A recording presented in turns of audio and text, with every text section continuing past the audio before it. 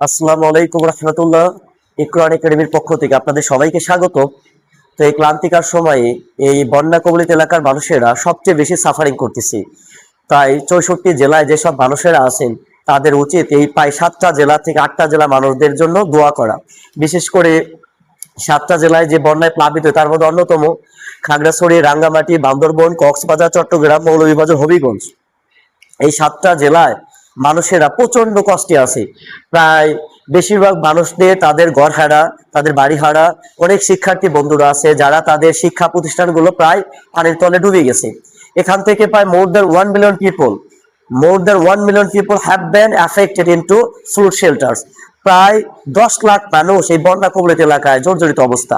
তো এখান থেকে মানুষদের, আমাদের জন্য যারা আছে, যারা একটু সুখে আছে, হয়তো আমাদের ঘরে খাবার আছে, আমাদের উপরে মাথার চালও আছে, আমাদের উচিত এই বন্যা কবলিত মানুষদের জন্য দোয়া করা। আর শিক্ষার্থী বন্ধুরা যারা আছো, তোমাদের প্রায় চট্টগ্রাম শিক্ষা বোর্ডের অধীনস্থ যে 5টা জেলা আছে, এইচএসসি সমাপন পরীক্ষা যারা শিক্ষার্থী বন্ধুরা আছো, তোমাদের জন্য চট্টগ্রাম, কক্সবাজার, রাঙ্গামাটি, বান্দরবান, খাগড়াছড়ি এই 5টা জেলায় যাদের বসবাস, ওইখানে প্রায় 16 তারিখ পর্যন্ত, 16 জুলাই পর্যন্ত পরীক্ষা স্থগিত করা হয়েছে এবং পরীক্ষার 3 সেট প্রশ্নপত্র করা হয়েছে। হয়তো এই প্রশ্নের পরিবর্তে যে আদার প্রশ্নগুলো আছে, মানে 2 সেট আছে, ওইটার আলোকে প্রশ্ন হবে।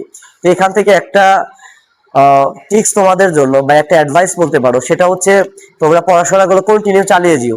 যেহেতু ভাই বন্যায় হয়তো অনেক কষ্ট হচ্ছে, তার বাদে পড়াশোনাটা কন্টিনিউ চালিয়ে যাও, তাহলে পরীক্ষার দিনে তোমরা ভালো রেজাল্ট করতে পারবা। হয়তো বন্যা বা দুর্যোগটা আল্লাহ তাআলার পক্ষ থেকে একটা, বলতে পারে এটার পরীক্ষা। তো আল্লাহ যেহেতু এই দুর্যোগটা দিচ্ছেন, যেহেতু বন্যা এখনো চলমান, অনেক এলাকায় মানুষেরা প্রায় ত্রাণ নিয়ে, তাদের ত্রাণ বলতে ভুল হবে, আসলে সাহায্যের হাত, এক মুসলমান আর এক মুসলমানকে সাহায্য, এটাই স্বাভাবিক। কারণ বন্যা কবলিত এলাকায় মানুষদের ত্রাণ না, আমি এটা মনে করি ত্রাণ না। কারণ ভাই, এক মুসলমান আর এক মুসলমানকে সাহায্য, এটাই মুসলমানদের পারস্পরিক ভ্রাতৃত্ব। আর এটা আল্লাহ রাসূল সাল্লাল্লাহু আলাইহি ওয়াসাল্লাম বলছেন, অপর এলাকায় অপর এক দেশে যে মুসলমান আছে, এই স্থান থেকে যদি ওই মুসলমানের যদি কষ্ট, তাদের দুঃখ দুর্দশা থেকে মনে যদি কোনো ধরনের কিঞ্চিত পরিমাণও যদি অনুশোচনা না হয়, সে আমার উম্মত না। তো ভাই, এটা আমাদের সবারই, আমাদের অন্তরের অন্তঃস্থল একদম, মানে হৃদয় থেকে বলতেছি ভাই, তোমাদের যে দোয়া করতেছি, হয়তো সাহায্য করতে পারতেছি না ভাই হিসাবে, তবে হ্যাঁ, আল্লাহর কাছে বেশি বেশি দোয়া করতে, যাতে আল্লাহ এই বন্যা কবলিত এলাকার মানুষদেরকে পানি যেখান থেকে আসছে সেখানে চলে যায়, সেই ভূগর্ভস্থে চলে যায়। শিক্ষার্থী বন্ধুরা তাদের যে আশা, তাদের যে টার্গেট, সেটা নিয়ে পড়াশোনা করতে পারে। আর বিশেষ করে ঢাকার অনেকগুলো এলাকার মানুষেরা পরীক্ষা দেওয়ার সময় হিমশিম খাচ্ছে ভাই। মেজর মেজর সাবজেক্ট গুলো মাত্র একদিন আগে ছুটি। তো ভাই, পরীক্ষায় যদি পাস করে, রেজাল্ট যদি ভালো না হয়, চাকরিতে তো আপনারাই ইনভলভ করতে দিবেন না, চাকরিতে তো আপনারা এন্ট্রি দেবেন না। তো ভাই, আমাদের যারা শিক্ষামন্ত্রী আছেন, হয়তো আমার এই কথা যাবে না তার কাছে, কিন্তু আমি আমার পক্ষ থেকে ক্ষুদ্র চেষ্টা করি, যদিও তার কানে যায়। হয়তো অনেকে বড় বড় যারা স্টেক হোল্ডার আছে, তারা বলতেছে আসলে ঢাকা শহরে প্রায় বেশিরভাগ মানুষেরই জনবল, যে জন অবস্থা তৈরি হয়েছে, মানুষরা শিক্ষা প্রতিষ্ঠানে যাইতে পারতেছে না, কর্মসংস্থানে যাইতে পারতে, তাদের যে কাজ সেটা সঠিকভাবে প্রপার হইতে করতে পারতেছে না। রাস্তায় প্রচন্ড পানি। তো এখানকার যে ম্যানহোল গুলো আছে, এখানে উচিত এই ম্যানহোল গুলো সঠিকভাবে পানি নিষ্কাশনের ব্যবস্থা করা। আর বন্যা কবলিত যেসব এলাকায় আছে, সেখানে উচিত বন্যা কবলিত মানুষদের জন্য একটা বাঁধ নির্মাণ করা, যাতে পানির গতিটা রুদ্ধ হয়, রাস্তাঘাট, বিভিন্ন বাড়িঘর ভাঙ্গা থেকে অন্তত মানুষেরা আগাম বার্তা পায়। এই জন্য আমাদের উচিত আগাম বার্তা বা আগাম যে আমাদের যে ক্লাইমেট চেঞ্জ, বৈশ্বিক যে জলবায়ুর যে পরিবর্তন আছে, এই যে সংস্থা আছে, এটা উচিত আগাম বার্তা দেওয়া। এবং যেসব মানুষেরা হয়তো তিলে তিলে গড়া আপনাদের বাড়িঘর, এই বাড়িঘর ছেড়ে হয়তো যাইতে পারবেন না, কিন্তু ভাই নিজের জীবনটা আগে দরকার। এই কারণে আমাদের উচিত আগে একটা নিরাপদ স্থানে অবস্থান করা। এবং অনেক বড় বড় ফাউন্ডেশন আছে, আসুন্না ফাউন্ডেশন, হাসানা ফাউন্ডেশন, সরকার দলীয় ফাউন্ডেশন, বিরোধী দলীয় ফাউন্ডেশন, অনেক ফাউন্ডেশন আছে, বিভিন্ন উদ্যোক্তামূলক ভাইরা আছে, তারা তাদের আপ্রাণ চেষ্টা করে সামান্য সাহায্য কিছু করা যায় কিনা। এই কারণে আপনাদের অবশ্যই আল্লাহ তাআলা তাদের মধ্যে উত্তম ব্যবস্থা আপনাদের করে দিবেন, ভালো আবাসস্থানের ব্যবস্থা করে দিবেন। এই কারণে নিজেরা আগে সুস্থ থাকেন, ভালো পানি, ফুটিয়ে পানি খাবেন। এবং শিক্ষার্থী বন্ধুরা, তোমাদের নিজেরা শরীরের যত্ন নিবেন। এবং যারা আছেন শিক্ষার্থী বন্ধুদের উচিত পড়াশোনা করা।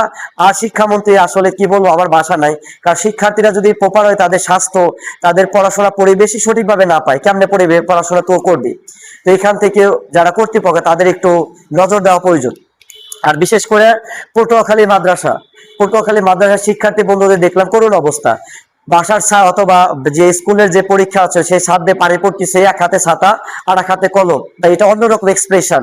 হয়তো হতে পারে এটা একটা হয়তো রিলস বা ভিডিও দেখে হয়তো আমরা একটু সমবেত হয়, কিন্তু যারা পড়ে তারা খুবই কঠিন অবস্থায় আছে। এই কারণে আমাদের উচিত শিক্ষার্থী বৃন্দদের উপর একটু নজর দেওয়া, যাতে তারা ভালো রেজাল্ট করে। হয়তো পড়াশোনার প্রপার সুযোগ তারা পাচ্ছে না, এইখানে এই বছরে অন্তত তাদের পরীক্ষার সঠিকভাবে যাচাই করে যাতে একটু গ্রেস মার্ক দেওয়া যায়, সে বিষয়ে আমি কর্তৃপক্ষের কাছে আহ্বান করতেছি। আসলে আমার পক্ষ থেকে যতটা প্রয়োজন আমি ততটা করতেছি। আমি চেষ্টা করছি তোমাদের পাশে থাকার, ভাই হিসাবে পাশে থাকার। এখানে কোনো ধরনের ত্রাণ বা কিছু না। Actually we are Muslim, that's set. সাধারণত এটাই হলো মেন কথা, আমরা মুসলিম হিসেবে পাশে দেবো, এটাই স্বাভাবিক। তো অনেক ভাইরা আছে, তারাও সাহায্য সহযোগিতা করতেছে। আমাদের উচিত উত্তম ব্যবস্থা করা, এবং যেসব ভাইরা আছে বা শিক্ষার্থী বন্ধুরা, তোমাদের উচিত এখন প্রপার হয়ে নিজেকে একটু মেনটেন করা এবং ফুটানো পানি গ্রহণ করা। তো তোমাদের সাথে তোমাদের সবাইকে এই কষ্টের সময়ে তোমাদের ধৈর্য ধারণ করার তৌফিক দান করুক আল্লাহ। শিক্ষার্থী বন্ধুরা যারা আছে, যারা পরীক্ষা দিবে, তোমাদেরকে আল্লাহ ভালো রেজাল্ট করে সারা দেশে সারা বিশ্বে সফর করার তৌফিক দান করুক, এবং আগামী দিনের তোমাদেরকে সুপার লিডার হওয়ার তৌফিক দান করুক। Thank you so much. আসসালামু আলাইকুম ওয়া রাহমাতুল্লাহ।